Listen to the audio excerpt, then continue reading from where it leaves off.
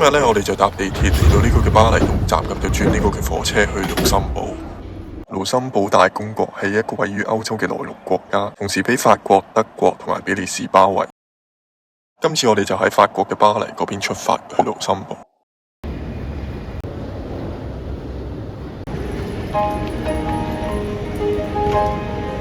咁佢嘅車程咧就係比較耐嘅，大概係8個鐘頭咁嗰啲。今次咧都係坐頭等，咁佢啲位都係比較闊啦，同埋舒服啲。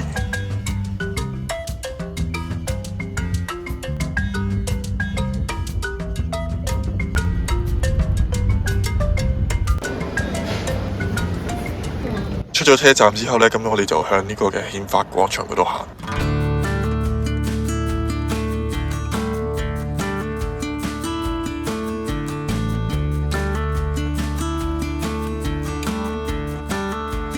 咁行大約15至20分鐘咧就會見到噶啦。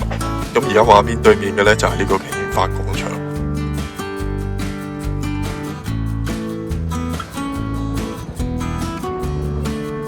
咁行到過嚟廣場，再望翻頭先我哋行嘅嗰個位咧，就係呢一個嘅亞道夫大橋。之後就向內街嗰邊行，咁就會嚟到呢個盧森堡大公宮殿。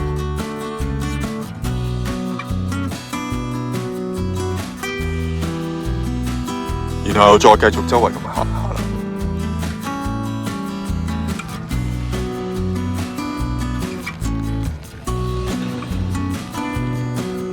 然後晏晝就食呢個嘅 Burger King。佢呢度嘅 Burger King 咧係可以免費揀呢個嘅啤酒。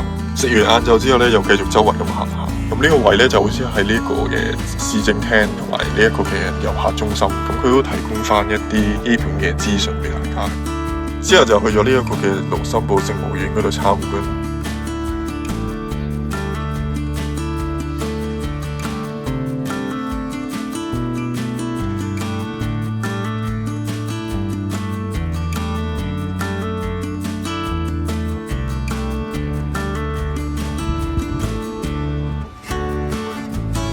其實嚟盧森堡我主要係為咗嚟行呢一個嘅博克要塞嘅，不過去到嘅時候呢，佢就話今日嘅飛呢就已經賣晒啦，所以又係冇得入，咁我又喺附近行下就算。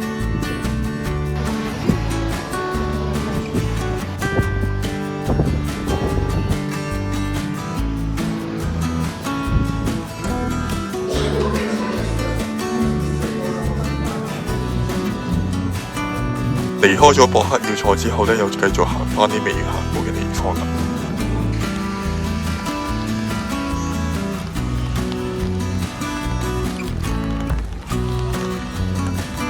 返嚟一開始呢一個嘅憲法廣場呢度呢，咁我哋就行樓梯落去，行返呢一個嘅亞道夫大橋嘅下面嗰部分。